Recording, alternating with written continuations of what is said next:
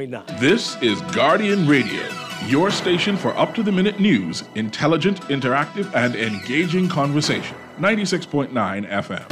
The views and opinions of the hosts and guests are their own and do not necessarily reflect the position of the management and staff of Guardian Network.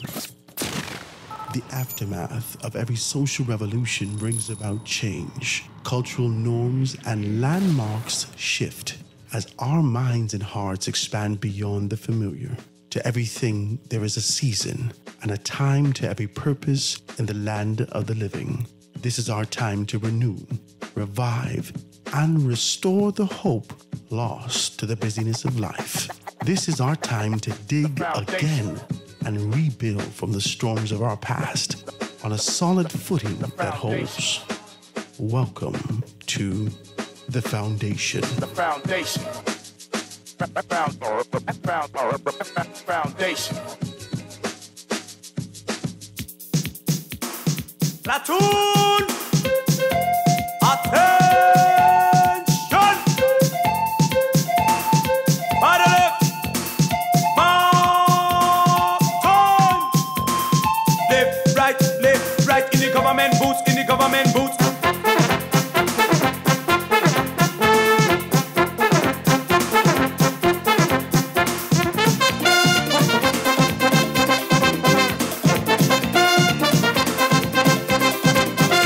Many guns in this town.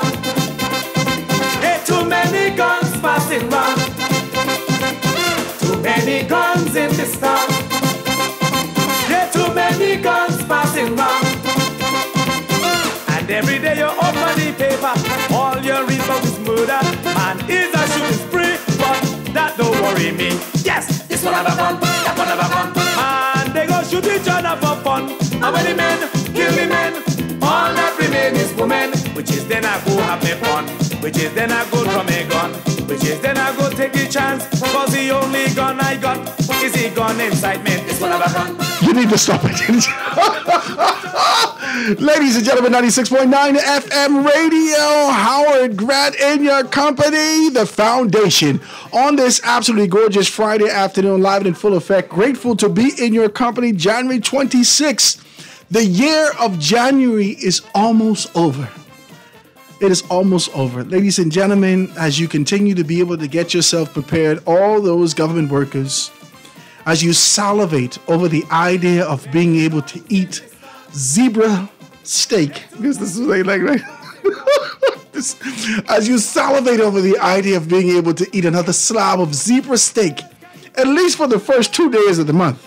And then the rest that we continue to genuflect to relentless noodles.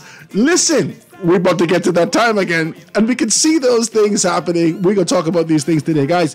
It's a beautiful, beautiful day. Grateful to be in your company. Sort of wrapping up the week and being able to do that. I was not supposed to be here today. Supposed to do some stuff. We made some modifications to that, so I'm grateful to be in your company to kind of chop this thing down today. Make sure you pick up your Guardian newspaper. The Prime Minister hopes for sale of Grand Lucain this year. Davis says that there are a number of suitors. And then the Prime Minister goes further and says, let me fix this. Prime Minister says, I will do whatever it takes for Grand Bahama. This is the information. We heard this before. Last night was Junior Jonkanu. I want to be able to say that. Shout out to all those particular persons who are doing those things. I want to be able to give a good shout to my sponsors, right? I got my sponsor sheets and everything. I want to be able to talk about that and talk about all those particular persons who continue to be able to sponsor the show. They are good and decent people, and I'm always grateful for the opportunity to be able to talk about that. They're none other than Alive, Bonneville Bones, Burger King, Commonwealth Bank, Foreign Currency, and Wendy's. I want to be able to shout you guys out and say thank you for your commitment to being able to do this, even in the year of January. We thank you. We thank you for your commitment and being able to do that, guys. If you want to be able to be a part of what we're doing, please hit me up, 827-0111, 827-0111. Also, I want to be able to give a good and decent shout out to my good friends down at AFS Insurance Agents and Brokers. They got everything laid out for you. If you want to be able to get insurance for your car, your home, your whatever you're doing, the next step in dispensation in your life as a taxi driver, as a jitney driver, whatever you're going to be able to do, and you want to get insurance, but you do not necessarily have that upfront cash. They can take good care of you and being able to give you in-house financing. Go down there or give them a call at 3411-AFS. That's 3411-AFS. They're located number 407 Blue Hill Road South, just east of the Golden Gate Shopping Center. Guys, it is a beautiful day. I want to talk good and decent with you today. I got a guest that's going to be in. His foot short. He's 2 seconds behind. He's going to be here any second now. None other than my very good friend Garth Roseborough being able to talk with us today. But I got to be able to put some things in. I got to be able to put some stuff in, right? I want to talk with you now. I want to be as decent as possible as we talk about these things. We continue to have these kind of conversations about crimes that exist in our country, right? This, the perception, or it's not an illusion. It is what we can see of an escalating crime in our country, right? Every night we go to bed we continue to be able to hold our breaths to see if anyone's been snuffed out last night. Or has there been an attempt on another person's life last night, right? And so we wake up to these things, but before we go to bed, there seems to be this sort of blotting out. There seems to be a shift that's happening in our country. We can talk today. A deliberate approach to being able to modify the perception that exists on the surface. The infractions that have been levied against us, this crime, this wave of crime that continues to crash against the shores of progression and growth in our country. My God, let's get poetic. Let's do this, right?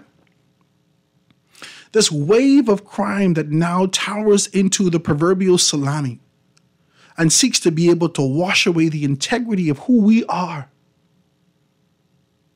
The conviction that we stand in, the strength of which we know to be the Bahama land, the resilience that we continue to be able to bring to the forefront and speak about at the drop of a dime. Well, we're a resilient people. This wave of crime seeks to wash that out. But now, as the wave continues to relent, right? This kind of relentless approach that we're seeing from the introduction of January right up until the 26th, right? Save 2 days. We've seen this crime. The U.S. has just been able to, the U.S. Embassy has put some information out indicating that 18 persons have been murdered in our country. And so we see this, but over the past 2 days, I saw something very unique. I want to be decent as I do this. And this is not me saying that this should not be done, but it seems to be socio-political subterfuge. Oh my God. I can get deep. Should I get deep? Should we do this, someone? Are you prepared to swim today? Someone text me, Howard, let's swim. Let's go. It seems to be, for me, I call it socio-political subterfuge. There is an attempt to be able to avert the eyes and the consciousness of the Bahamian citizen who continues to be able to bang on and talk about crime, murders every single day. There seems to be a posture from the political wherewithal in our country that seems to be able to shift, that's seeking to shift the narrative and reintroduce a concept that you also like. Yeah, because rats like cheese, but they also really like peanut butter. So there's no need to be able to talk about and keep harping on the concept and idea of what exists and what's happening with the cheese. Let's reintroduce peanut butter. Let's remind them about the peanut butter. So we've gone from crime to ping pong into immigration. My God. On the streets and floating across many a cell phone in this country right now exists a task force that has descended upon Abaco. Kai Mills was so generous in being able to provide us the narration. Did you watch it? Did you watch Kai Mills? I see this one over here now. I got to get Kai Mills one of these days. Kai, if you're listening, you got to give me a call. All right? Kai Mills gave us the narration. I always enjoy him. From a distance, you know, you watch these people. And he continues to be able to narrate and say, now you don't have no excuses. Go deal with these things because Abaco needs a lot. They need to help. Most recently, we saw some information come out of Abaco prior to this immigration approach. Because now you're looking in the newspaper and information across the board, and you can be able to identify the fact that there has been an approach. Some 95 eviction notices placed on shanty structures across Abaco. 95. Now, we continue to be able to teeter and shift, flip-flop, between the issue of immigration and crime. Immigration and crime. And it seems as though, in the space of decency, it seems as though that our politicians seek to take full advantage of using our ADHD. Yeah, because that's what it is. Our inability to focus on one thing at a time, to avert our eyes. And so they say, squirrel, and we, where's that? And we shift our eyes and our attention. Over the past 2 days, driving home with my kids, my wife, I have seen a number of immigration officers in the city here in the Carmichael area, stopping people on the road, checking them out. And I said, I like this. But this is still not an answer to the crime wave that exists in our country. Someone talk to me. This approach to be able to avert your eyes and provide us with socio-political subterfuge, muddying and murkying the water of what collectively we were all focused on. Every article and every newspaper, to the letter to the editor, spoke about crime, spoke about the necessity for crime.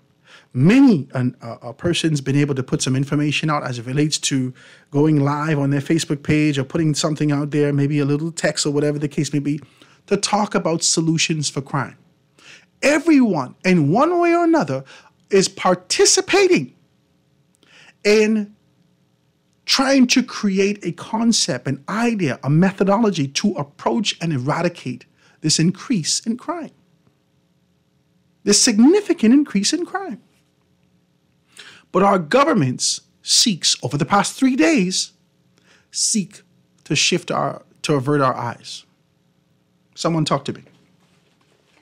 The line's going to be wide open, guys. I want you to be able to be a part of it as we continue to be able to talk about these things. 323-6232, 325-4316, 325-4316, 325-4259, anywhere from the family of islands, 242-300-5720. Hit me up, 422-4796. We're here live and in full effect. If you want to chop this thing down, we can be able to do that. Sparky, I did not get a good report on you today. So they're going to let you sit in the kitty corner, so don't fight me today, all right? Let's do these things. Guys, please give me a call, 323-6232, 325-4316, 325-4259, anywhere from the family of islands, like I said, 242-300-5720, or hit me up, 422-4796. I won't be decent as I do these things. I won't be decent. I'm trying to be able to organize my papers so I can be able to talk to you like this. All right? Now, Monday, the rhythm hit us heavy as we got up. 3 more murders. This was Monday. Woman is latest victim. This was on Monday's paper. And at the very bottom left-hand side of our paper, beyond the fact that we have actually seen Elwood Donaldson dies at 86 years old, Davis travels to Uganda. That's Monday. I won't be decent with y'all. I just want to be decent. I'm telling you, there is something afoot. There is something afoot. Tuesday.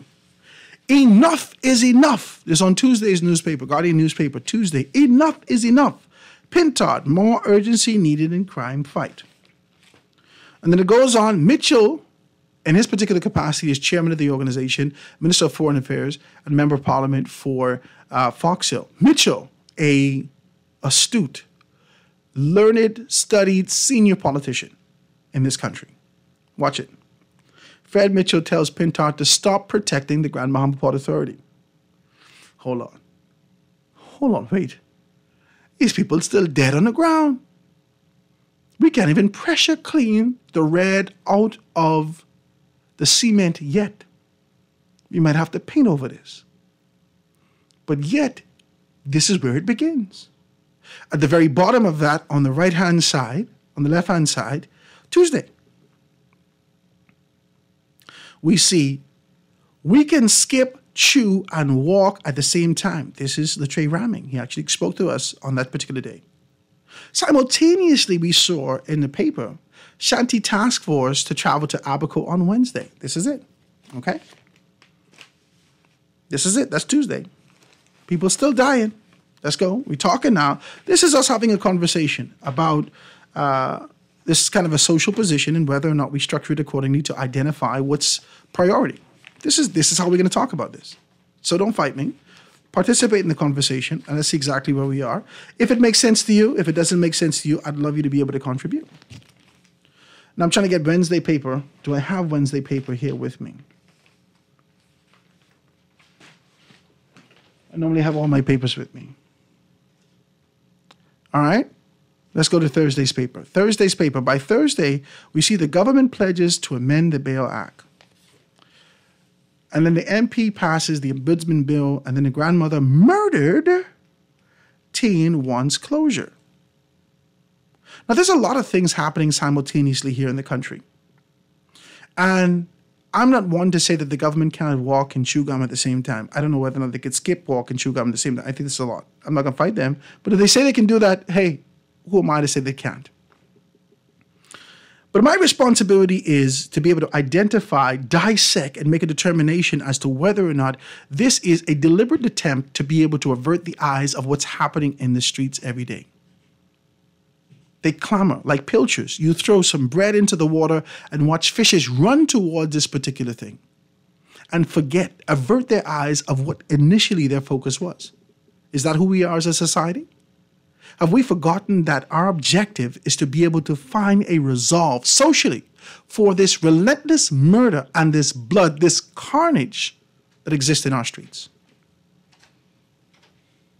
The Prime Minister has gone into the House of Assembly and actually take on a very strong position to talk about a 2-week-old issue, maybe more than 2 weeks, with the with the Royal Opposition and the position of Michael Pintard, indicating that allegations have been levied against him in the public based upon his participation in this sort of a plot that exists within the walls of the Free National Movement. That ain't got nothing to do with us, sir. We're not fighting you. We hear these things, but this is where we are right now. 26 days in to this year, we grapple with murder after murder after murder. And the fear index continues to raise in this country. Like the mercury in a barometer. Significantly, almost like you throw it in lava. This is where we are. And as a result of this posture, position, as a result of where we are right now, the introduction and the papers today, my God, y'all, let's be decent. Prime Minister hopes for sale of Grand Lucayan this year. This ain't even a conversation. Can I say this? Can I say this? I hope to buy a Mercedes-Benz for my wife. How would you get the money? I ain't got the money yet. How would you get this? I ain't got this yet. There's no need for us to have these kind of conversations. I have the idea about it. Why are we talking about it then, Howard? Why is it? Can I call the dealership and have this kind of a conversation yet? No, I'm not even prepared. The question is, why is our Prime Minister taking on this sort of a posture to talk about something when there is ailing matters right now? Yeah, we can deal with Grand Lucayan when it's time. We can deal with that. But right now, we're dealing with crime. We're dealing with murders. And I don't want nobody try to, Howard, look at this. Colton Daiga, Howard, look at this. Look over there. Let's stay focused and resolve this issue whilst we have the momentum of the Bahamian people who are willing, eager, and ready to participate in resolving this issue of crime on our streets. You asked us to put all hands on deck. We said to you, create the deck. Every hand is available and seeking to reach forward, to clasp together and put it on this deck for social and community, national productivity. But you wish to avert our eyes. Let's have a clear conversation. Ladies and gentlemen, I want to introduce you to none other than my very good friend, Garth Roseborough, sitting here in the studio with me as we continue to be able to talk about these things. Garth, what's happening with you? You see the papers this morning. You talk about these particular things. The Prime Minister hopes for... Listen to me. This is too much. You know why I laughed while you're saying that? Good day, Bahamas, good day, world. It's another Friday, and I'm glad to be here. And I laughed at Howard because the normal culture, or I don't even know if you can say culture is normal. Culture should always be normal, but the normalcy of the Bahamian people is that we're oftentimes lacking a memory. We're very short-lived in terms of our memory span, and we're often easily distracted. And I listened to you just now, and I laughed because I said, Howard is changing the trend. Because you're focused. We focused, baby. Listen, the only thing that we've talked about for the past 2 weeks on this show is crime every day. Focus. No matter what I try to talk about, someone called and we talking about crime every day. Yesterday, I was supposed to talk about customer service. I try my best. To because I want to end the show on Thursdays with this sort of a concept, and I'm going to introduce it, a concept to be able to allow people to call in and gauge different, I don't want them to call people business name, but describe the level of customer service of what your expectations are and what you get. I tried to do that yesterday. Now I'll tell you what I do see, Howard. It didn't work. You hit a nail on the head today, and I don't know if DeWitt or Anton or Muff Roll or any of those, Sparky, anyone caught with what you just did. But you basically just informed the entire nation that we're now seeing campaign promises coming forth. The campaign promises are nothing short of the distractions to say, I may not have performed yesterday, but I'm prepared to perform tomorrow. Now, how deep we will get in this conversation today? Somebody said, Howard, go deep until the submersible implodes. This is what the text said. They want me to blow up the submarine. That's how deep they want to go. They want it to implode. Now, I want to touch this for you. Over the past 2 days, Michael Pintard has gotten a significant win. My God, can I get an amen? Someone touched me. Someone touch me. Praise God. Talk to me. Over the past 2 days, Michael Pintard felt his strength come back to him from a political standpoint. His voice, one more time, has resonated in the minds and hearts of people, and they may just turn an ear to him. As a result of this sort of a posture that he's taking and being able to be head-on and dealing with some stuff. Simultaneously, we've seen the PLP take on this posture and approach to diminish that. Man, come on. And in their approach to diminish his sort of a position that seems to be rising, and the only thing he's doing is riding the wave of crime. So all he's doing is this is political surfing. He's riding the wave of crime and saying what needs to be said because of the position that he sits in. And people are inclined to hear that. I tell you, we getting deep today. And as a result of their inclination to hear what Michael Pintard is saying, that means they're rejecting what the government of the day is saying. So the Prime Minister put 5 pillars out. And my God, it seems like Samson yucking them down from a social standpoint. People ain't into that. Yeah, but what about this? What about this? What about this? I was in a conversation with my good friend, Mr. Ebron Smith in Atlanta. I hope he's safe over there in New Orleans at the time. But I said to him, it's extremely easy to make sensibility in the midst of total nonsense. We're in a situation where the Bahamian people are looking for a solution. And in the past, what we have offered them politically is a message of hope. It was always a message that the new day is coming, the gold rush is coming, we deliver. These are the type of messages that we have used in the past to tell the Bahamian people that, you know what, tomorrow's going to be a better day. And it never has really come to the better day for the last 30 years. We're still waiting for that great day. Crime is now telling the story, Mr. Howard Grant. that it really and truly is not a new day, that we have actually regressed. We're going back in the future, as it were. And, the young people, I think for the most part, are confused. We who are the elders of society, who should be able to point the way, have not been enabled and energized to do so. We've not been given one of the words that the Honorable Perry Christie liked to use, the infrastructure necessary to move the country forward. And so we've continued to play ping pong over the last 30 years, and now they're expecting that with this headline of the Grand Lucayan hopefully will be sold this year. Didn't you and I, Howard Grant, just speak about this very same thing the other day? Yes, we did. That Grand Bahama has been neglected for so long, and surprisingly, the royal opposition made no mention of this. And now look, it's now surfacing. Guys, I want to be able to dive deeper into this conversation. I'm a socio-political subterfuge. That's what we call this show today. Deliberate socio-political subterfuge. This is about social and political confusion. Deliberately seeking to avert our eyes. Participate in the show today. I see your lines. Don't fight me. I see your lines lit up. I just wanted to kind of get that base out so you can know where we're going as we continue to be able to talk about these things. And let's do our best to be constructive. And we could be able to say, we see what you're saying, but this is where we are. Let's deal with those things. Quick commercial break. Be right back after this.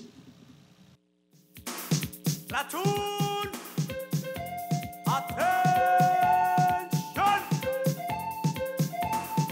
Battle, march, left, right, in the government boots. Creativity is in my blood. From shoes to handbags, fashion lets me express myself and embody Bahamian culture. My name is Aiden Barrow, and I am the creative director of House of Assembly. Alive's Liberty Prime Plan allows me to focus on my passion and stay connected, whether at home or abroad. Once I've created something new, I can post to social media from anywhere and get instant feedback. Alive has a plan for everyone, and it's created with you in mind. Alive, believe in best.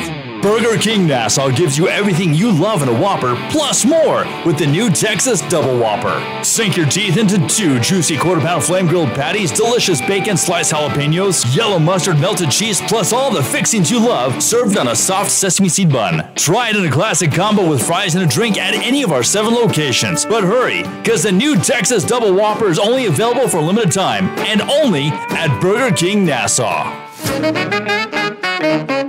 This is Guardian Radio, 96.9 FM. Fresh news, smart talk, all day. Oh, my,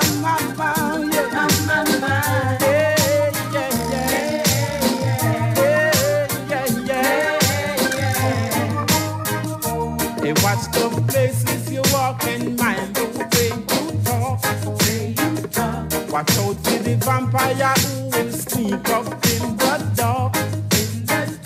Watch out for the big time thief who claim say that them smart.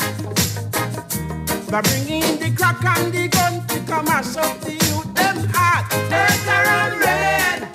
And we are back, ladies and gentlemen, 96.9 FM radio. Howard Grant in your company, the foundation. Socio-political subterfuge. Distraction. Aversion. Muddy in the water. Deliberately seeking. Come on, man, talk to me. You're laughing. I'm dead serious with this. This is crazy. You know who does this? I see, and the reason why I could see through this is because I always seek to win a row. And that was the wrong approach that I've took when I got my wife, right? What? Yeah. Let me just I can tell you, right? I get my wife, right? I get my wife when I watched my daddy when he was young. My mommy row. When they get mad, you've never done anything for me. And I say, why does man let him say? Why you could just let us say that, right? Because Row Day come, but I didn't understand Row Day and how real it was when I was a child. All I knew is that this information was incorrect. My daddy never said anything. He sit there for the most part and take it, right? I promise Jesus, I say, Lord, when I get my woman, she can come around me. I can win these rows, right? So I grew with that sort of an understanding. Here comes Row Day, boom. And I realized why my daddy never said anything maybe about 2 years into my marriage.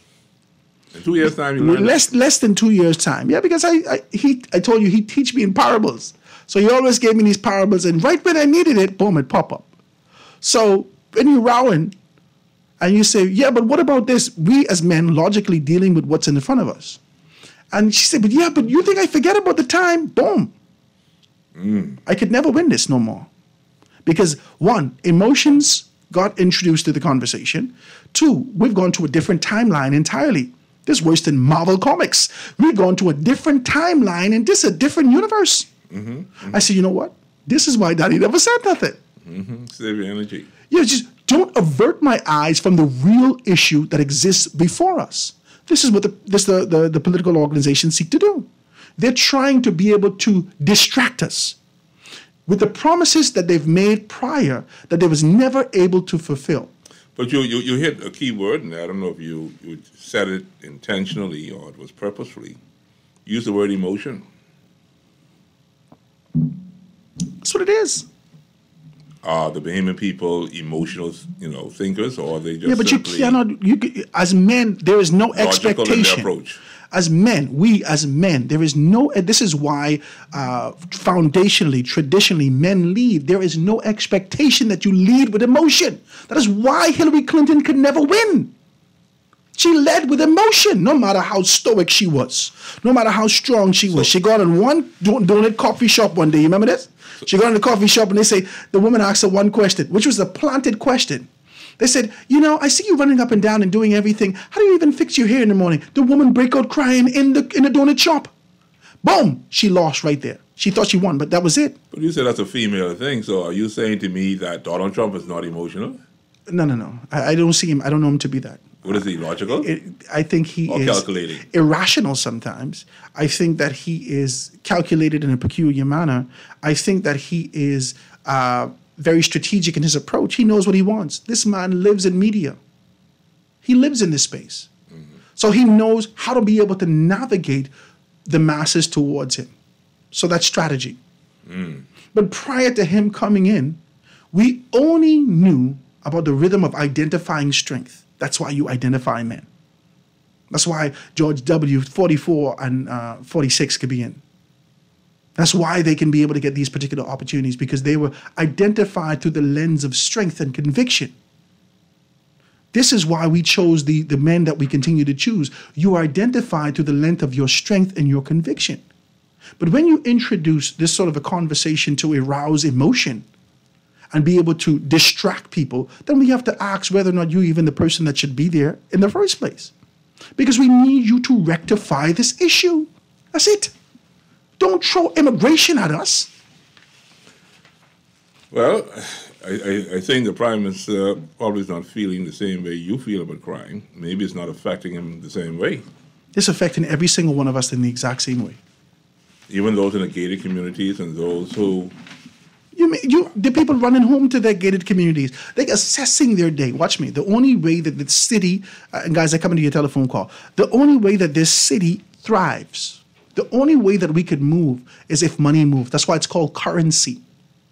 The only way that we remain buoyant. Ships got to come in, money got to move around the city, people got to pay bills, things got to happen, you got to go pick up coffee, you got to get this, you got to get that. That's why the thing is called currency. It has to move. If you're sitting home trying to assess whether or not you need to go out, then you're averting. You're stopping the move of money throughout the city. So let me try to understand then. So the economy affects us as a population, and the Prime Minister is now saying that he's going to ease the high cost of living, number one. He's going to be committed to that, and he's going to try to open up this hotel. That was a contribution that we made. And hopefully, is he thinking this is going to help to... That's not good enough. It's not good enough. No, it's not good enough. Because it's a casual conversation about a future expectation, a future desire, a hope that exists tomorrow. It's the same conversation that people will call me and say, how would you place your hope in a white Jesus? What you talking about? You can't see him. We're not dealing with spiritual issues here. We're dealing with physical issues in the land of the living. And in the land of the living, we're watching red blood run in the streets. people getting murdered every day as we continue to go home, 5 o'clock traffic, you looking over your shoulder trying to make sure. Excuse me, you called me the other day and you say, boy, how are I in the city? Before it get dark, I got to get out of here. I did tell you that. Okay, now talk to me. I did say that. Talk to me. And just as I said, I knew someone got shot. Talk to me. So I was in the spirit. I'm trying to tell you. All of us are not laughing at the shot, but my God. All of us in our consciousness are pricked to keep alert from crime. Let me go to these telephone calls for these people. Give me caller. Go on the line. Call on the line with us live. Go ahead. Forgive me for talking my guts out. What's happening, my brother? Good afternoon to you, guest. Good afternoon. I want to draw your attention, or I don't know if you've noticed something in regards to this Port Authority issue with Fred Mitchell. Have you noticed how extremely quiet the Minister of Grand Bahama is? This lady haven't spoken one word. You mean Ginger Moxie in her capacity as vice chairman of I think she was vice president. Let me be correct. Let me find out what her former position was in the Port Authority. In the Port Authority. So she knows these things. She's at home. So she knows these. She has intimate knowledge of the inner workings of the Port Authority. Yes. So why is she quiet? Why is she so quiet? There was with the port and with the government stance with the Port Authority. There was a subtle expectation strategically putting her in this position that her relationship could be and her familiarity, because they love her at the port. That's correct. Her familiarity would lend to some sort of movement, which didn't happen just yet. Let me ask you a question. How is that working out? It ain't happened yet. But come on now, 2 years in, 3 years in, ain't happened yet. No, it ain't happened yet. I think at the rate Fred Mitchell is going, I really don't think Fred Mitchell really understands the Hawke's Creek Agreement, or really understands the intended purpose of the Port Authority and the workings of the Port Authority. Because the utterance that he's spewing is really ridiculous if you listen to it.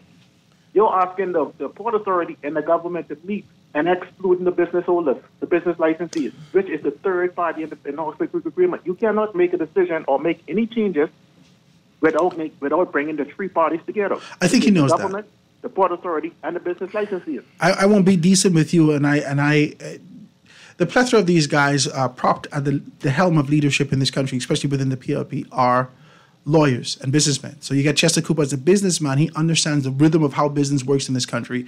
And Fred Mitchell and the Prime Minister in his particular capacity are lawyers. They know about this. Beyond that, they are senior politicians. So when they introduce this concept and idea, let's take it to this direction. When they introduce this concept and idea of the Bail Act, and you see lawyers running after this and say, this is unconstitutionally sound. This don't even make no sense. You cannot do this. Then it says to me, again, this is socio-political subterfuge. All they're doing is murkying the waters to avert our eyes from their inability to be able to deal with real issues before them. Come on, talk to me. Let's talk. Again, you have to listen to what people say. You have to watch what people do. You understand what I'm saying? And listen to what they're saying. If you understand, if I honestly believe that Fred Mitchell haven't read the Hawke's Creek Agreement. That's my personal opinion. No, man, he's a learned man. He's sharp. Why would he make the utterance that he's making if he has read the Hawke's Creek Agreement? He's totally out of line with the Hawke's Creek Agreement. Wow. He's far-fetched. If you have read the Hawke's Creek Agreement and listen to what he's saying, it doesn't make any sense. So that's why I'm asking. I don't think that they're in touch with the inner workings of the Port Authority or the Hawke's Creek Agreement, because listen to his utterance. Well, I appreciate your telephone call, my brother. Thank you so very kindly for being able to do that. I just believe that we have entered the twilight zone. I said it. It's just we have entered the twilight zone, and the twilight zone is being funded, being powered by a political narrative. The twilight zone has an objective to be able to execute a concept, an idea that was birthed in the belly of political organizations. The Twilight Zone is owned by the FNM and the PLP. And depending on who sits in this particular seat, we are slave to the rhythm of this hypnotic nation, this hypnotic approach to be able to lead people in one direction or another. I don't want to see none of these things right now. The only thing I want to know is crime. That's it. I expect there to be members of parliament coming out about constituency concepts to be able to rally people together and execute these things. I expect to see more rallies in the alleys of being able to deal with these things. I expect to see more fusion of pastors, clergy, non-NGOs within specific constituencies being able to identify the strength of it. I expect to see more prime ministers per constituency, like how we see in North Africa. I'm the prime minister of North Africa. I just want to be as decent as possible as I say these particular things. I expect leadership. That's what I mean. I expect there to be this sort of cohesion and people getting out of their houses and doing something. I do not expect you trying to avert my eyes in the paper every morning. This is garbage and bananas to me. Well, two things I'm observing, and I just want to give a special thank you to the young men and women who have decided over the past few days that they will not pick up a pistol, a gun, or weapon to take care of their own personal issues, and that they will not be a part of any gang-related activity or any member of any societal group that continues to encourage this violent behavior within our nation. So I want to thank you for that, and we're praying for your continued success as you continue to say no to the violence. And then, Howard, I'm looking at the paper again. You brought it to my attention, and I guess I'm a bit slow today. But this, and I will use your word, bananas. It is bananas, sir. PM, which is Prime Minister, hopes. H-O-P-E-S. We don't need to talk about hope. Hopes. We could fix some now, things. Now, a better headline for me would have been Prime Minister or PM confident for sale of Grand Luke High this year. Yeah, but the paper can't put words in your mouth. No one has typed words on your tongue. You have to know these things, and it only could come from your heart. And that's why I said it would have been better he gave us that message. But he would be wrong, because after the 300 and some days left in this year and it doesn't happen, we are only going to visit the first things that you've said about your confidence. But in the and past, that won't bode well as we skip closer and closer. They were confident before, to 2026. Howard. They've been confident before. They were confident when they were in the electoral season. My God, that they were going to get this thing sold. It is now in year 3, you know. They said that they could take the helm of the ship and ensure that these things take place. You know, we just came out of a by-election with Grand Bahama and Bimini, yes? Yes. Were some promises made? Some promises. So were they promises? Major promises. Were they confident that these promises could be met, or were they simply hoping? The Prime Minister promised with all of his heart. My God. Was it a promise of hope, or was it a promise of confidence? He said, as long as I'm in this seat, you give this boy a chance, I will do these things for you. And all we did on the sideline is started to add up figures. We got in the millions and the hundreds of millions. We said, Jesus. man. Stop the world and let me off. You got to let me take a commercial break, ladies and gentlemen. I see that you won't be able to participate. I thank you for your participation. Let's do this thing. It's supposed to be a laid-back Friday, but my God, we can't recline too much. We might break a back. Let's get deep into this thing and talk about it right after they take this commercial break, and be right back after this.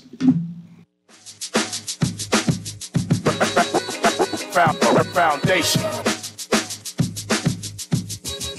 Foundation. The foundation. The foundation.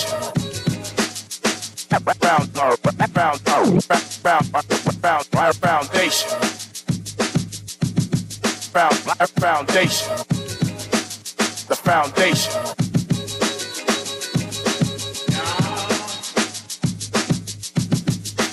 The foundation. The foundation. We'll be back right after this. The foundation. The foundation. The foundation. The foundation. Tired of banks forcing you to use technology to bank the way they want you to? Your convenience is important. So no matter what your banking needs, Commonwealth Bank's friendly staff are always available in branch for that personal one-on-one service. But when you choose technology, our online and mobile banking app offers you state-of-the-art functionality. The choice is yours. Commonwealth Bank. Bank the way you want. Bonneville Bones, established in 1970, is the leader in men's fashion in the Bahamas. We're conveniently located in the mall at Marathon and the Harbor Bay Shopping Plaza, and fully stocked with everything you need for all occasions. Our Harbor Bay location is one door north of Alive, with the black and white signage of Bonneville Boutique. Both locations are open from 10 to 7 p.m., Monday through Saturday. Bonneville Bones and Bonneville Boutique, still the leader in men's fashion.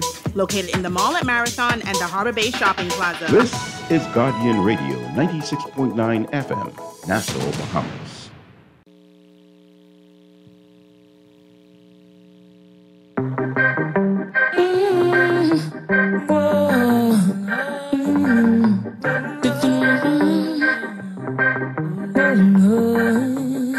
I love to see my people living in love. I hate to see them fighting and swimming in blood. Enough neglect the farming, scarring in the mud. Yet they want to be the first to reap the food as it bud. Oh, them fill the earth with peace and church and whorehouse. Love the rum bar, yet them eat the pure house. Them take the microchip and override the poor out. Less food, more shout and more mouth. Oh, Rasta tell them all the while. Stop war and go till the soil. Stop fighting for land and oil. Feed the coil, so many go defile. Slave master spit in on them face, them take that with a smile. The banks of the Nile, so mile and so fertile.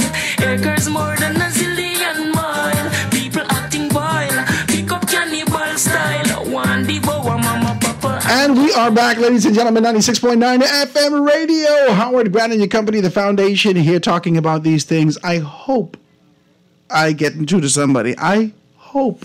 Yeah, I just want to be as decent as possible as we continue to talk like the way that we're talking. I don't think it's time for us to be able to... See, listen, there are tangibles, there are intangibles. There is thought, there is word, and then there is application, what is deed. There's no longer a space for us to talk about this concept and idea that lives in la-la land. Faith without works is dead. Faith cometh by hearing, and hearing cometh by the word of the Lord. If you rejected the concept and idea of hearing the word of the Lord, then your faith is non-existent. And if the only thing that you have to battle the ails and trials and tribulations of what exists around you is science and this sort of a community commitment, the Prime Minister has a responsibility to be able to rally the spirits of the Bahamian people to participate in being able to rectify this significant crime wave in this country. No need for subterfuge, no need for aversion, no need for the introduction of anything else. The only thing on the agenda, at least until the end of January, is eradication of this significant crime wave, the increase in the crime wave in the city of Nassau. At least, my God, today is the 26th. You got 5 more days. Then we could start to talk about something else. At least we would have seen that you hit some things. Boom, boom, boom. This month, as we continue to be able to bite our nails, man, to find out whether or not the young man who got shot at the gas station is dead. You say he didn't die yet. And the one just before that, to find out that that particular person is dead. They've indicated that the last 2 persons have been shot. They're critical. But they're stable. There's a fellow who got shot in Grand Bahama. There's a fellow who got shot at the gas station. Mm-hmm. They indicated that they're critical, but they're stable. That's all the information I've received, that they have not passed away yet. So we, based upon the statistical number that exists in this country as it relates to murders for the year of 2024, are at the number 17. It's the numbers that we know. The U.S. Embassy has come out yesterday and put a mass alert out to all those persons who participate in their email that they got access to, for all the American citizens, 356 million of them, that have clear indication that our number one industry may be compromised. Watch where you're walking in the Bahamas. Watch what you're doing in the Bahamas. Don't fight nobody who's trying to rob you. Why put this kind of subconscious concepts into these people's minds? I can't blame them for trying to be able to ensure that they're safe and their citizens are safe when they're visiting the country. I can't fight them for that. But they feel the necessity to talk about that to their entire nation. Isn't that something? Listen, 356, almost 360 million people. Million people. Yeah. We don't have 400,000 strong. Do you know which? They come here to relax. In the midst of relaxation, beyond the fact that we locally still have to grapple with the fact that our tourism dollar is stuck behind the walls of these great, gigantic anchor projects, and it does not be able to matriculate throughout the society. Now we have to worry about the fact that you may not come at all. Yeah, it's amazing how people publicize negativity, and you can't blame them. This is an island 21/7. It's a destination of choice. Do you recognize that New Orleans is one of the most tourist-visited cities in America, and also has the highest crime rate in America? But we don't get any notice in the Bahamas to say, don't you go to New Orleans. Right now, Mr. Smith, Ebron Smith, he's in New Orleans right now as we speak.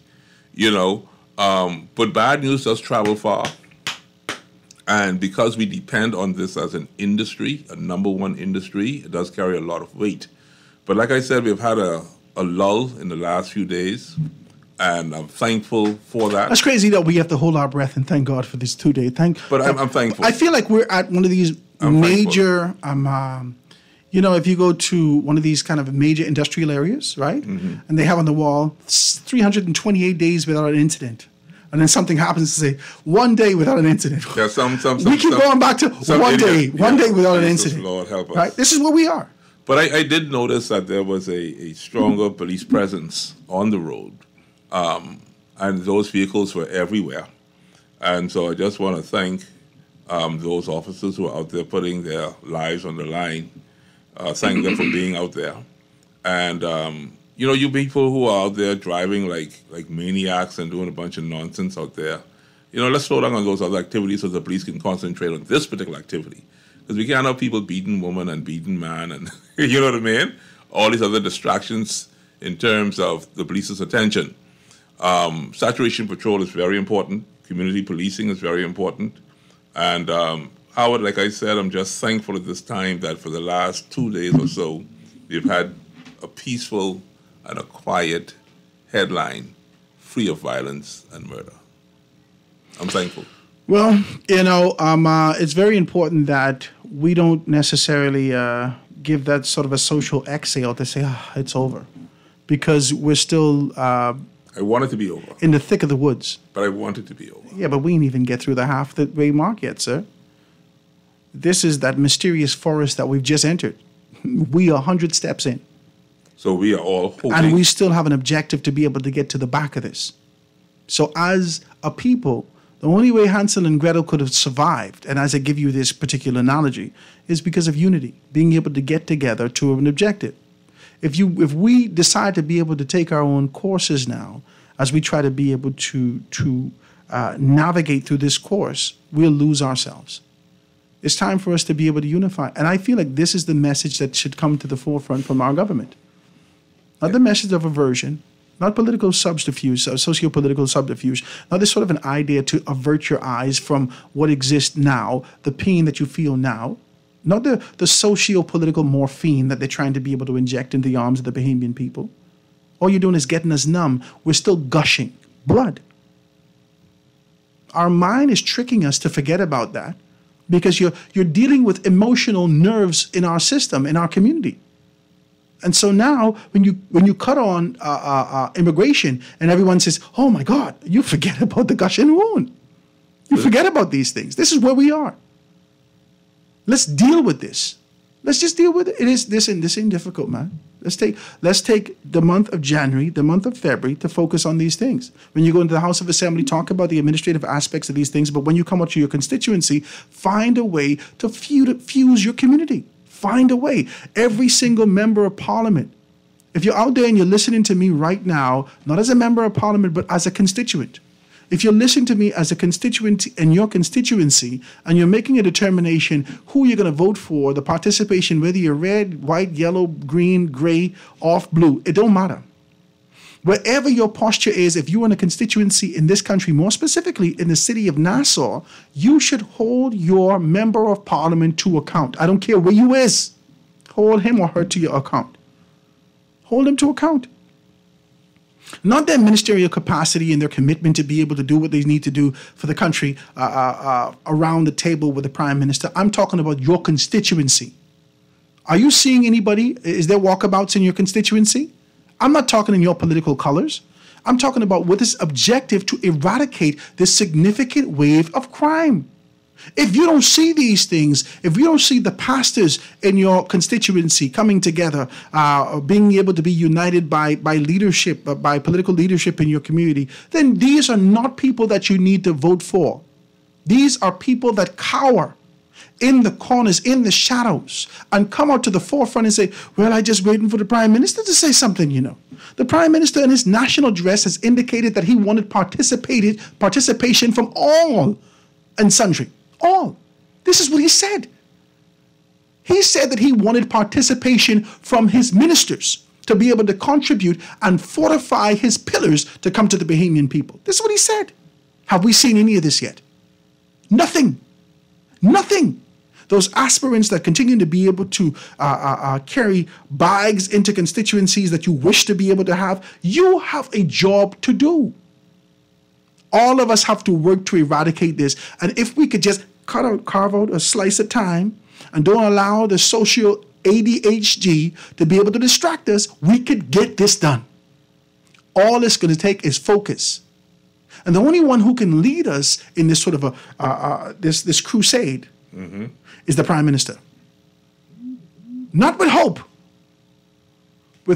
and works, with application. Telephone caller on the line. Caller on the line with us live. Go ahead. Go ahead, caller. You're on the line with us live. No? 323-6232. Oh, my God. I let you go. I thought you was in there. 323-6232, 325-4316, 325-4259. Anywhere from the family of islands. 242-300, 5720. Hit me up, 422-4796. Caller on the line with us live. Go ahead. Howard. Hey. Yeah, can you hear me now, Howard? Yeah, I can hear you. What you say? You sound far. Yeah, that was me who was calling it. But anyway, nonetheless, good afternoon to yourself and good afternoon, guys. How y'all doing? What's happening, my brother? How you doing, my brother? Everything good, man. Look, what's going on today, man, Howard? All is well, man. What's going on with you? You sound like you go to sleep and wake up with blood in your eyes. No. No. The blood in the streets. We need to get it out. That part ain't funny, right? And yes, we all know that we have a in murders that has been taking place. Yes. Over the last 26 days, coming into 2024, right? Mm-hmm. And Howard, the Prime Minister just spoke about his plan last week. He just spoke about it last week, Howard, right? Mm-hmm. Where he gave a national address to the country, where he also expressed that he's incorporating in his national address the invitation to all of his members of parliament throughout the country, right? Yes. Where he also expressed that he's looking forward to working with the opposition, right? Which has yet to happen, by the way, as it relates to the opposition, because all they're doing is grandstanding and falsely accusing the Commissioner of Police in Parliament, which is absolute nonsense, and it should never have happened, right? But getting back to the point, Howard, I watched that interview myself. I don't need no one to give me no information. The media asked the Prime Minister this question as it relates to his statement and Fred Mitchell, Minister of Foreign Affairs, statement relating to what Grand Bahama owes the Bahamas government, by extension the Bahamian people, right? The Prime Minister did not introduce that conversation as any kind of distraction from the challenges that we are experiencing as it relates to crime in the country. The Prime Minister has already laid out he came behind after his national address and laid out his 5-point plan, Howard. I accept that. And you also had his Director of Communications, who was able to speak to in more detail, given the time that you allotted for him, some of the things that the Prime Minister is seeking to do, along with his Minister of National Security, along with his Minister of Education. I accept that. Along with his Attorney General. I accept that. Say it again. I said I accept that. I'm not offended. And further, Howard, this week, a couple of days ago to be precise. You can tell me about the Bail Act. Wednesday, You can tell me about the Bail Act. He just further announced the bail. You need to stop. You need to stop right now. Right? You need to stop. Howard, let me say something on that, and then I will get back to my final point. Look, I heard you speaking about what attorneys were quarreling over, right? Suggesting it's unconstitutional. But I only heard one attorney in the media, Ramona Farquharson, and I listened to her intently. And what she was suggesting has absolutely nothing to do. She didn't lay out any specific point. She didn't speak to any general point. She just spoke by the way of, right? However, Howard, if you are on bail, and you have conditions of your bail, Howard, and if you are breaking those conditions of the bail, and we can clearly see from the statistics that the Commissioner of Police has been providing ever since he became the Commissioner, we can clearly see that at least 50 to 60% of the murders that are being committed or believed to be committed by persons who are out on bail. And what we know as a fact, which we don't have to question, is 50 to 60% of those persons who were dying as a result of murder are persons who are out on bail. There's no questionable statistics on that end. And so, Howard, it would make sense for the Prime Minister if you break the condition of your own bail. There are conditions that the judges set, and instead of putting the persons back in jail, the judges have been just fining the individuals. What do we have the legislators for, Howard? To make laws, right? What do we have a constitution for? To abide by it, right? However, they also have the right, the full right as the parliamentarians, to make adjustments to the laws. That's what they go to Parliament for, to strengthen the laws. Don't you think that at a time when murders are spiking in the country, there should be adjustment in the bail? Don't you think, Howard? Come on now. Okay. Reasonably speaking. Okay, now let me do this. Let you talk, because I appreciate you telling the phone call. I got to let him go. Yeah. I got to let him go, because I read this. I read this.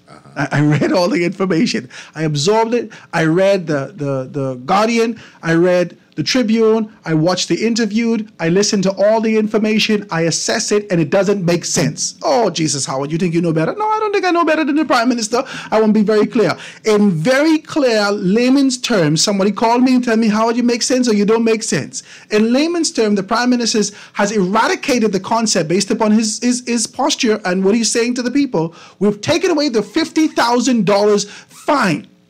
And we're sending you straight to jail for 5 years. If you are in breach of, after you got on bail, if you are in breach and found wanting, or you're found convicted, you have to be convicted of this particular murder, hypothetically, of a murder.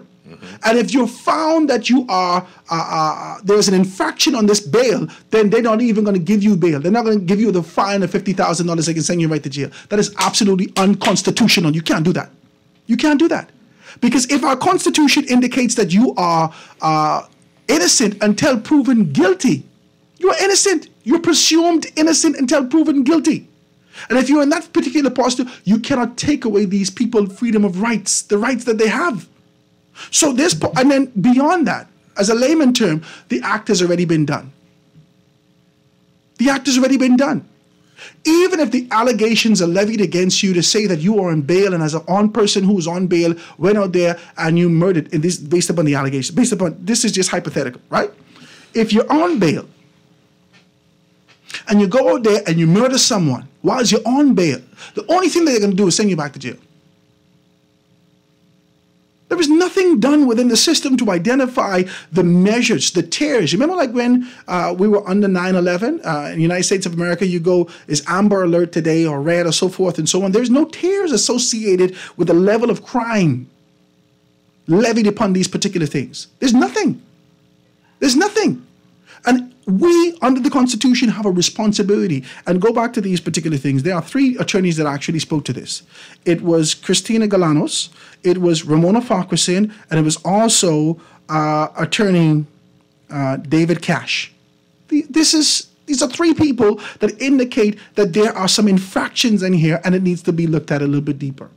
On Monday, we're going to have a deeper conversation about being able to do these things. All this is a select committee that we've identified our society to have, that we're having here on the foundation. This is a select committee of those persons who are learned that listening to these things that are making sense, that could speak to the masses and say the Prime Minister is on a good path. He has a desire to be able to rectify some things. This may not be it. We can't fight him for that. But we could be able to participate and say, does this really make sense for where we are in the country in terms of where we want to be able to move?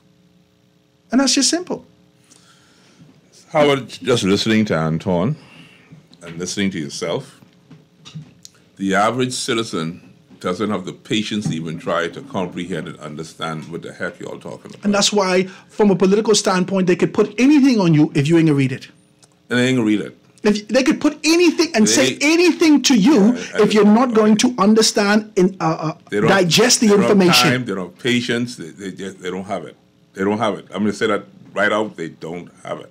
So, and mind you, Bahamian people have a mind, a brain that is extraordinary. We can do whatever we choose to do, but for some reason, many has become lazy in their thought processing, right? This is why the cry for capital punishment is so strong every now and then in this country. It's a shortcut as a solution to the very complex nature of what you call your judicial system. The Bahamian people just want a solution. That's all they're asking for. They want, as you said, they want to see blood gushing from somebody else's neck. They want to lay the responsibility. I don't know if I said that. You wilded up. No, but I'm telling you, but they're just looking for the responsible parties to disappear. I think everyone has had their fill of this particular scenario of violence on the street. No, we don't want to talk about this anymore. I'm sitting here across from you, Howard Grant, and I'm just as uncomfortable talking about this as talking about the, what do they call them, the transgender and other situations they had their tirade on. I'm not interested in these things. I don't want to talk about these things. I want to talk about a progressive nation. I want to talk about a profiting nation. I want to talk about outstanding citizens. I like to read about, this Aiden boy and what he's doing, and I like what these baseball kids are doing.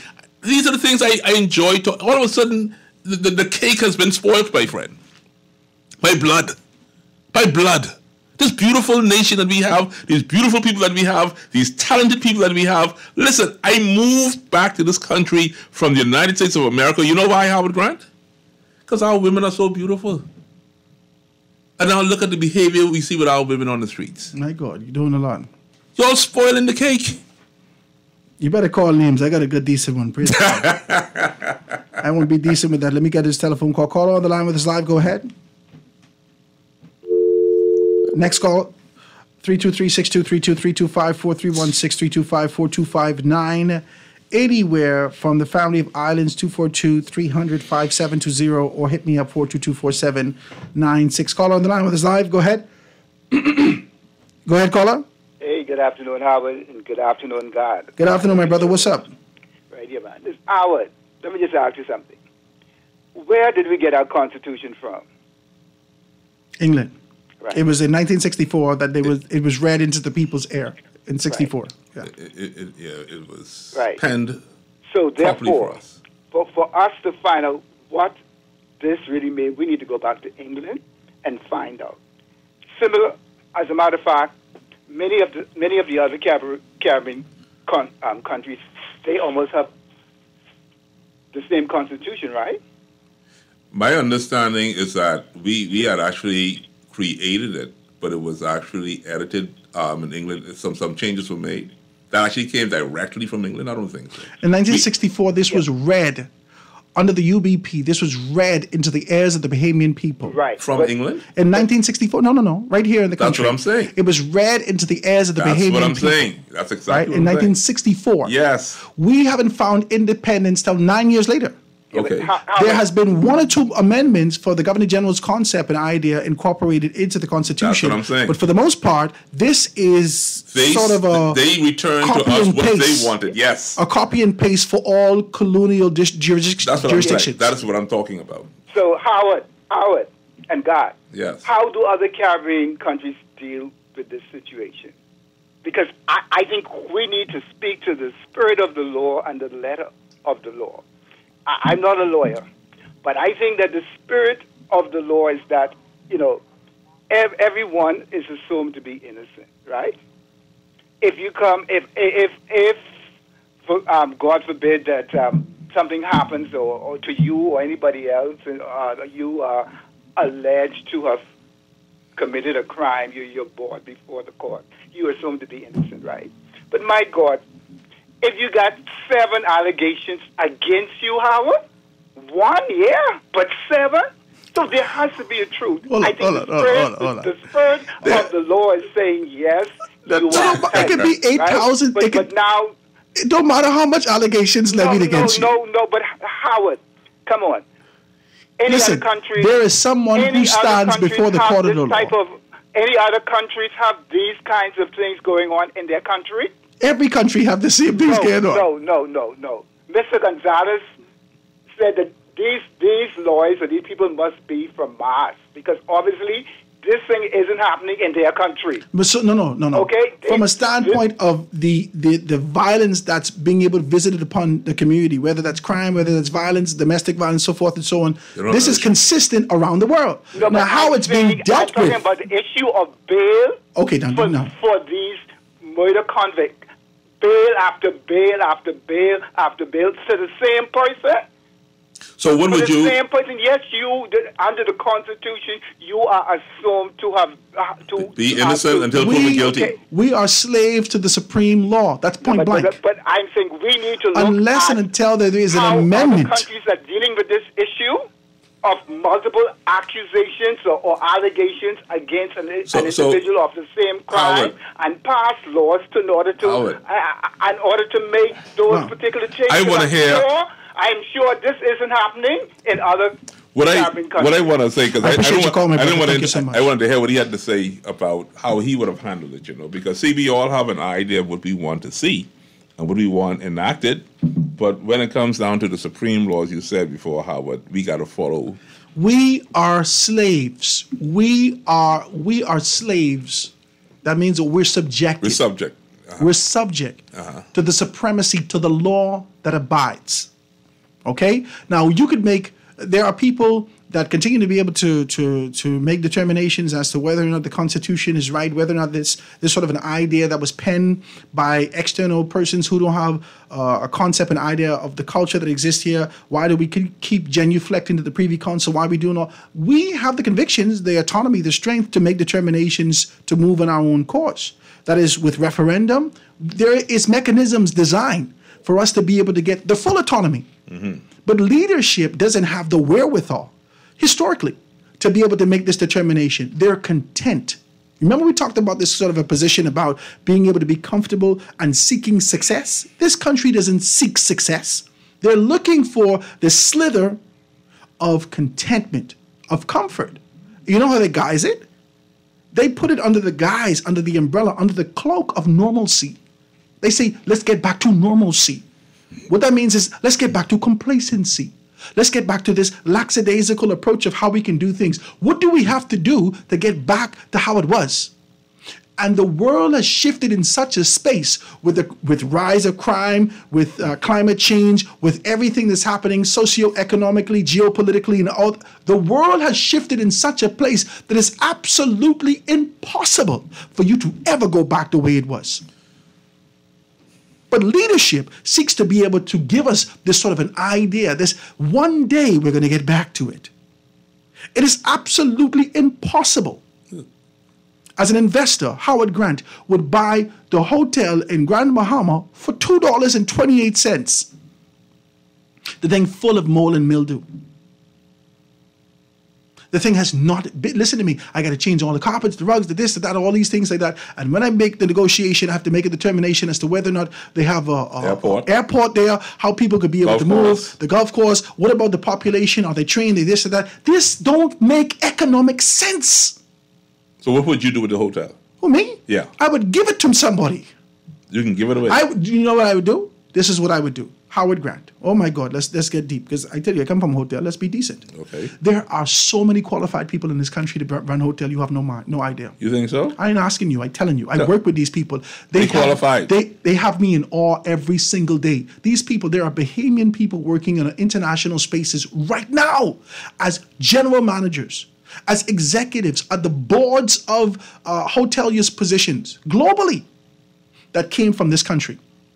These people are qualified and capable. You could find more than 150 right now that can run hotel. Right now. The only thing they need is money. You got people who can work in logistics. You got people who can work in administrative. You got people who can work in accounting. You got people who work in the front office. You got people who work in the back office. You got all they need is an opportunity and some capital. So you bring them together and you say, listen, we're going to give you an opportunity over the course of a short term and a long term. Now, the long term is 5 years, but we're going to come incrementally at every 18-month juncture to make sure that you're doing these things. What did you say about 5 years? You give them that's going to be the quote unquote long term, right? That's 5 years? Yes, because you can't allow it to run for 10 years. Well, give me at least 7. No. You don't need that much. What you mean I don't need that much? No, you don't need that much. You need 18 months to get your capital, to revitalize, to rejuvenate, to be able to get to your marketing, so forth and so on. Your relationship with the government puts you in a position where you could put these things all over. And I'm not talking about spreading the thing across some train. I'm talking about this concept and idea of being able to get in the minds of why you need to visit Grand Bahama. You can't sell Grand Bahama. When people fly over Grand Bahama, it look like matchsticks fall all over the place. Well, where in the Bible you see the number 5? 5 is the number of grace. Grace? You talk about hope? Grace and hope is the same friggin' thing, man. Grace and hope is two different things. What you mean? He's a preacher. No, man. You know better than that. Listen, I want my 7 years of plenty and my 7 years a little. We didn't have 7 plenty years a little. Give me 7 years. Oh, they asked me 2 more years, Howard. See, but this is negotiation. You want 5 years? I say, give me 7. Okay, so this is how negotiation begin. So now, if you give me a good argument why I give you 7, you may end up with your 7. America might could do 5, but in the Bahamas, everything get a little complicated around here. There's money. Yeah. So my point to you is that don't sell the hotel. Revive the hotel. That's a novice idea.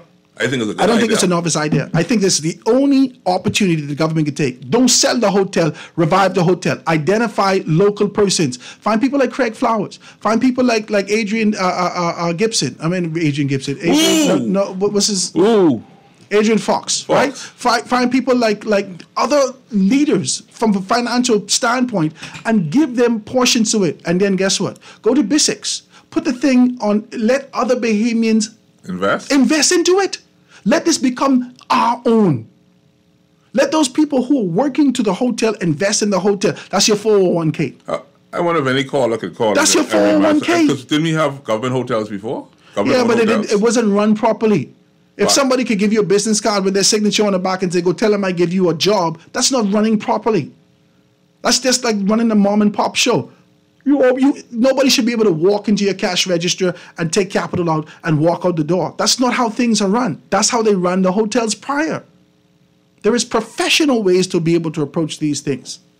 And the government of the Bahamas is void of vision. And I'm not talking about this administration. Let's be decent. I'm talking about the government of the Bahamas for the past 20 years. They lack vision of understanding that there is strength and creativity in the community. So Howard, you're a quick thinker. Okay, we had our little negotiation between 5 and 7 years, right? And right now we're in the 3rd year of the administration of the Progressive Liberal Party, which means that in the next year we are fully in electoral mode. So if we gave this hotel away in the month of March, let's say March of this year, we found a group of Bahamians who could come in, facilitate this hotel to begin to turn Grand Bahama around. When do you anticipate some movement in the Grand Lucayan Hotel? It'll take them 18 to 36 months to be able to get everything up and running and professional. That when people fly over the island, they wouldn't see desolation. It is a desolate place. So you would need to give the Progressive Liberal Party another term? No. This ain't about the Progressive Liberal Party. This is about the revival of an island. I understand that. But if the Free National Movement comes in and decides that they don't want to do that, then what happens? Okay. So we got to fix this. That's what I'm asking. Let me tell you what's going to have to happen. The concept of stop, review, and cancel can happen. For the memorandum of understanding and the letter of intent, watch me.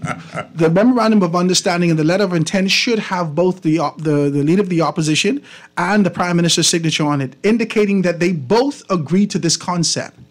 And once we could enshrine that, then we could move forward with productivity.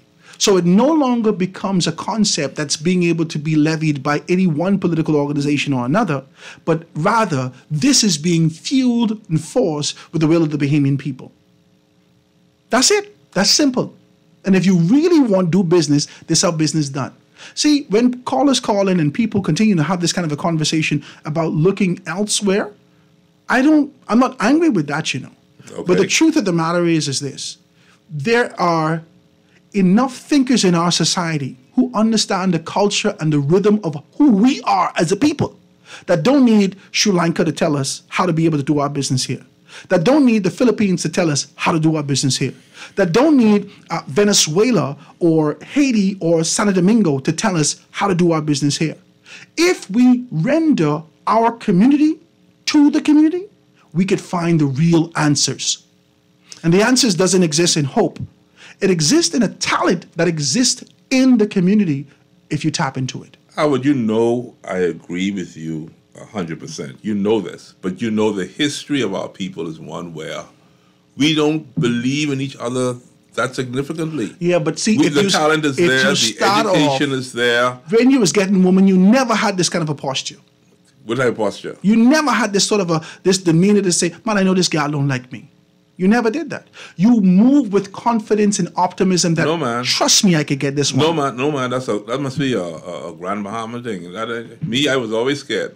I still scared. Even after you cut your hair and look sharp? I read with Jezebel and Delilah and the rest of them women, but I always scared a woman. Woman, boy. Wilding out, sir. Let me take this commercial break, ladies and gentlemen, and get back into these conversations after this. Foundation. The foundation. The foundation.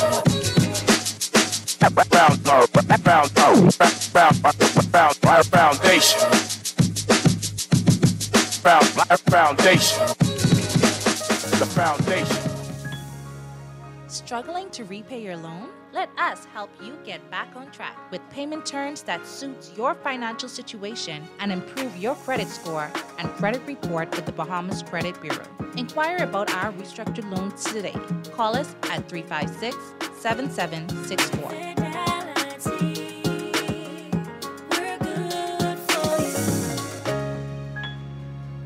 This is Guardian Radio 96.9 FM. Fresh news, smart talk, all day. At Wendy's, we are different. We don't just use beef. It's fresh, never frozen. Our burgers are square because we never cut corners. Served hot off the grill with fresh lettuce, tomatoes, onions, and American cheese. We believe in fast food done right. Always serving fresh, never frozen beef. Order a hot, juicy Dave single, double, or triple. Made with fresh, never frozen beef. Now only at Wendy's. Different inside and out. Foreign Currency brings you the African Giant, live in concert, Burna Boy. Burna Boy performing live. Saturday, February 17th, taking place at Clifford Park with Burna Boy performing live. Also performing Rich Homie Quan, 38 Afri, Joe Capone, Baxivelli, Rati Pinder, Bloody, Fat Shot, Puzzle, Judah the Lion, and Jay Shepard. Hosted by Natural Empress, Rika C, Pencil, and Aaron Ray. Music by the country's top DJs, Overdose, DJ Tank, DJ Hennessy, DJ Mad Bull, AJ Unruly, DJ Melody, Spilling the Gate 2024. Saturday, February 17th at Clifford Park with Burna Boy. Get tickets now. The name of the game is to be on the scene. This is Guardian Radio 96.9 FM. Fresh news, smart talk, all day.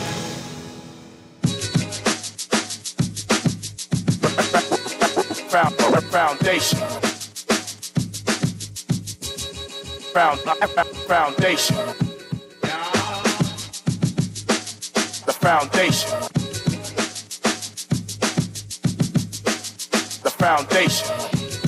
And we are back, ladies and gentlemen, 96.9 FM radio. Howard Grant and your company, The Foundation, right here, talking about these things. What's headlining on the paper? We call it socio-political subterfuge. That's how it started off. right?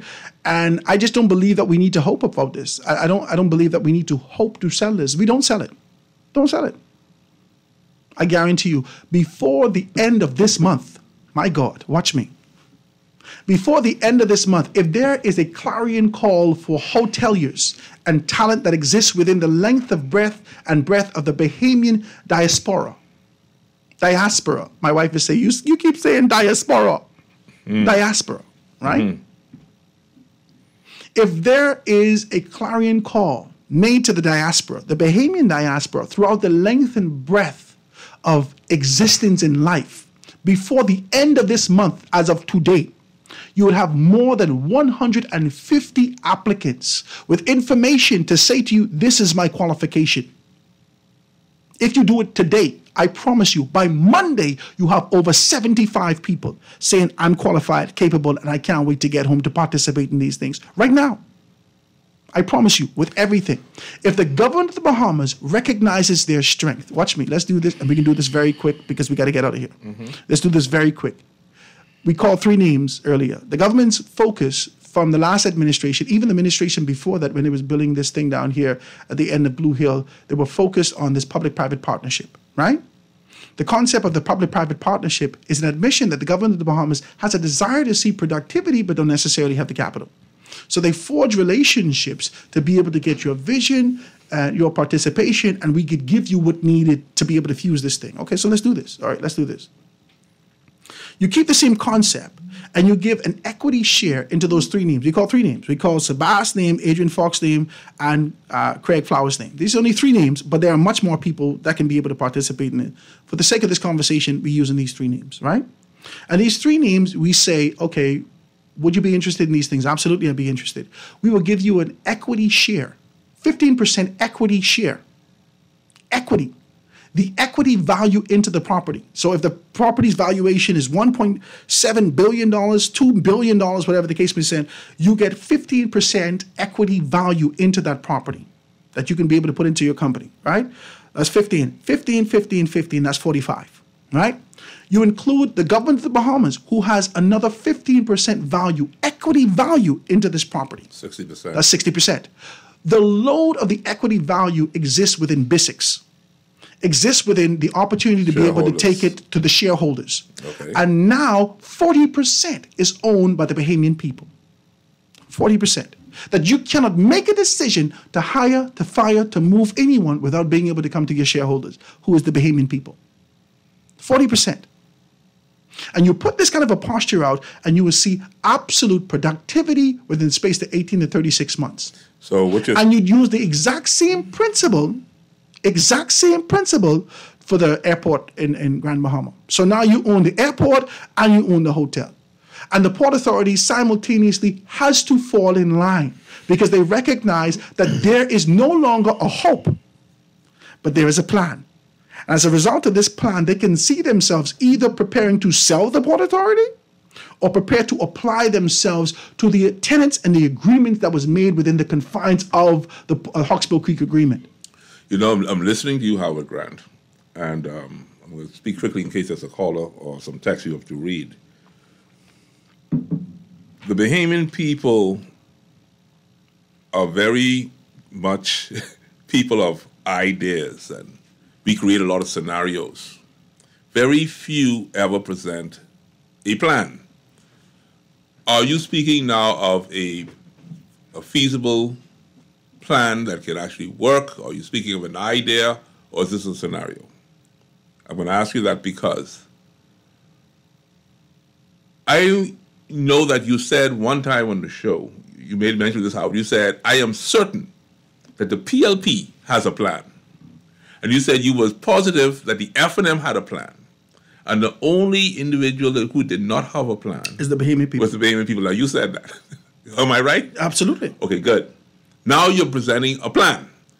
But the PLP and the F&M or the government of the Bahamas, when I look at poverty and when I look at wealth, is there a plan that they have in place whereas a percentage of the Bahamian people, they can escape poverty or they can live in a wealth balloon while the rest of the people have to fight for the crumbs from the rich man's table. Political organizations have no objective of planning for growth and development outside of the confines of their organization. So why is it the that... FNM's plan is to tell you what needs to be done to get to leadership. The PLP's plan is to tell you what you need to hear to retain leadership, or if they're outside of leadership, to get to leadership. The only plan that should be towards growth and development, sustainability, and a sense of consistency in the community is our plan within us. For us to be able to, and that's the only way we measure if you're a good MP, a bad MP, a good leader, or a bad leader, with our plan. There's nothing that you can contrast if you don't have a constitution.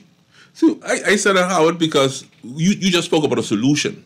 But do you understand that that solution allows a certain percentage of people to escape the poverty line? Yeah, of course it does. Political organizations don't seek to be able to liberate you from poverty. My God, this is too deep. That's what I'm asking you now. The objective is not to liberate you from poverty. That's what I'm talking to you about right now. There are two things that the rhythm of our society continues to be able to plague us with. Is the rhythm of both poverty and religion. That's all I'm asking. Now you're hitting it on the nail head. See, that's what I'm talking about. There's no idea. And this is why when you hope for the Grand Lucan to be sold this year, what is the purpose of selling this hotel? Turkey, sir. That is jive. This is jive. There's no hope for this. I said to you, if you open up, right, if Chester Cooper right now, in this particular capacity, is Minister of Tourism and Deputy Prime Minister of the country, and the cabinet of the Bahamas make a determination that we're going to keep this and we're going to be able to move forward with this. And Chester Cooper comes out and be able to do this with a big press conference. We've decided to be able to do this. Over the past 6 years, we've lost this, and this. We've identified we need 150 people. These are the positions that we're looking for. Boop, boop, boop, boop, boop, boop. You put all the positions out. Mm-hmm. We need qualified, capable people to be able to do this. I need you to give me 3 international references about your capacity. Instantaneously, you have an executive board, not a politically motivated executive board, an executive board who have local and foreign relationships to be able to pour into this concept instantaneously.